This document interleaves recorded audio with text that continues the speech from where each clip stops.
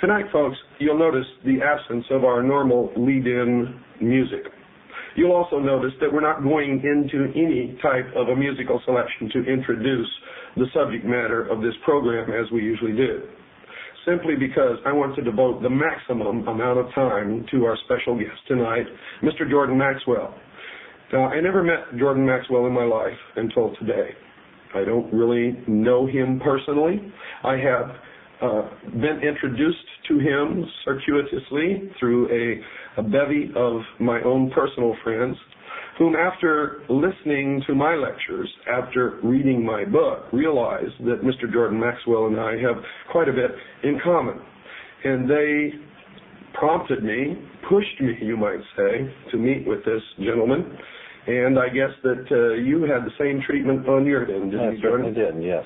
Jordan has a fascinating background. He has paralleled my research in many avenues, in many areas, and has come up with the same conclusions, the same results, the same answers to the questions that I have asked all my life. And tonight we're going to be talking about the answers that he has come up with. But first I'm going to ask him to introduce himself to our listening audience. Jordan? Well, thank you very much for asking me to be here. My name is Jordan Maxwell, as we said. As of 1959, I became very interested in the subject of secret societies and subversive movements. I came about it because of my family. When I was very small, my mother's uncle worked in the Vatican Secretary of State's office as a civilian.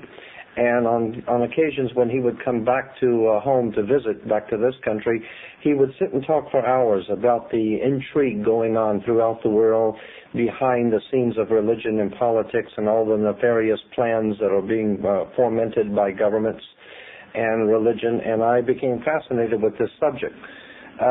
Since then, I have, as I said, since 1959, I have really delved into the subject myself, and I find the more that you find out about this subject, the more you know how much you don't know, because it is an enormous subject that takes in not only the fraternal orders, the secret societies of Freemasonry, the occult societies going back into the most ancient world, going back to pre-Sumerian, and those symbols and emblems which were used in the ancient world are now even being used in our world, our modern-day world, and we don't even realize it.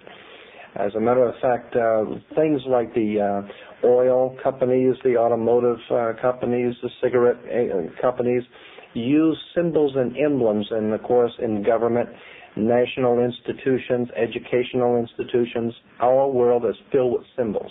And symbols are like the letters of the alphabet. If you put enough of them together, they spell a word. And you put a lot of them together, and they tell you a story. The story I am talking about is the secret societies and occult orders that go all the way back into the ancient world, and I believe, and it's my opinion, that they are still in operation today behind our major religions and major governmental agencies. The symbols and emblems you can see with your own eyes and do some research, and you'll find that they go back into the ancient world.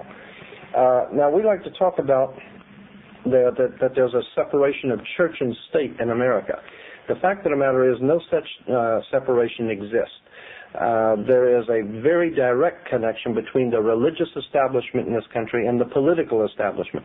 And as you probably well know, has always been the case. All the way back to the pre-Sumerians, the king was always the mediator between God and man, as well as being head of the temple state. The pharaohs, of course, of Egypt perfected this so that they were both gods and mortals who were ruling the state. The Caesars picked up on this, of course, and it's come down through the ages. And even in our country of America today, we have a direct connection between church and state. And let me draw your attention to this, make you an example here.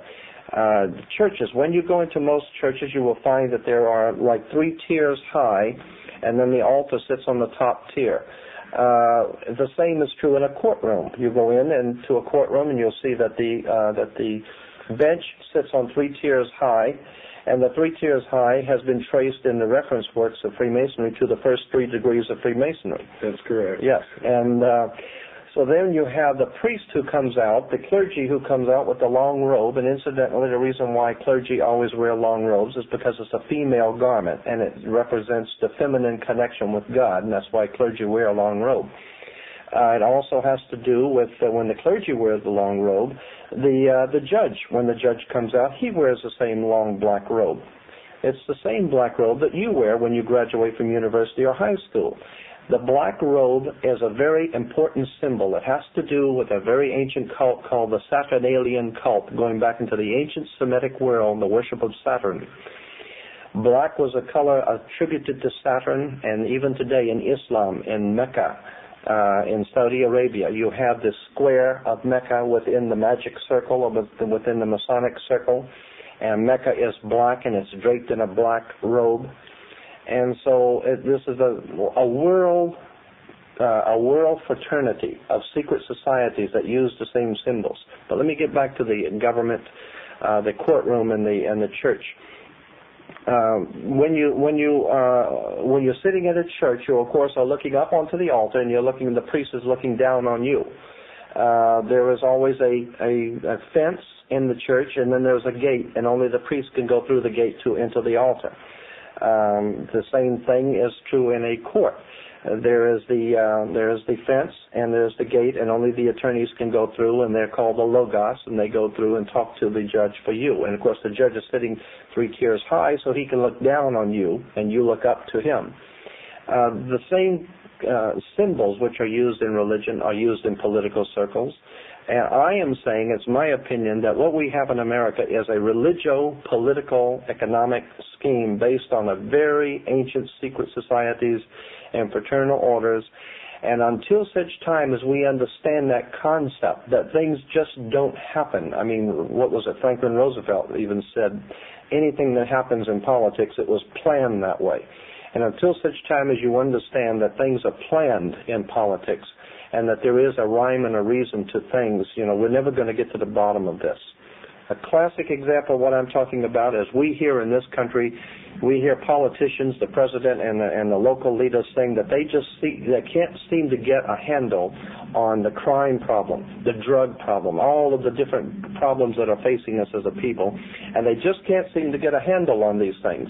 However, if you put a wrong comma on your income tax, they can get a hold on you.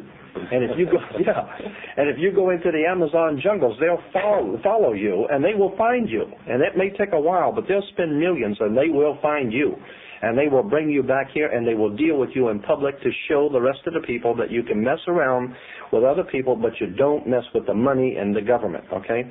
So the point I'm making is that if they cannot seem to get a hold on crime, but they can get a hold on you, the question should be asked, how is it that a country 50 years ago, which was a lot less sophisticated, got a hold on Adolf Hitler, and he had a standing army all over the world? They can get a hold on the Soviet national economy and destroy peoples and nations all around the world. They can get a hold on anybody they want, except for the drug trade, except for the crime. And I'm saying that the crime and the drug trade in this country are purposely allowed to exist, and in certain cases even promoted. Because according to the ancient cults of the ancient world, there was a term that has come down to us, and many Freemasons in the audience will readily remember this. According to the ancient cults, there was something called ordo ad chaos in Latin, which meant order out of chaos. Right. So the idea was that if you can create enough chaos, that the people will be sufficiently frightened and will give to you the power and the political power to bring back law and order. Now, there was a television comedy program many years ago called Get Smart. And when people tell you to get smart, it's implying that you're missing something here. All right, Get Smart. You'll remember that on one side in the TV show Get Smart, on one side was chaos and the other side was control. And I'm saying that's exactly how you get control, by causing chaos. The idea is that if you're going to pull a scam on somebody, you're going to pick somebody's pocket or something, you always have a diversion. You do something to draw the person's attention while you're picking his pocket. If you're going to break out of a prison, you always have the gang fight down at the far end while the guys are crawling out the hole on the other end. The idea is you set up a diversion. You cause chaos, and out of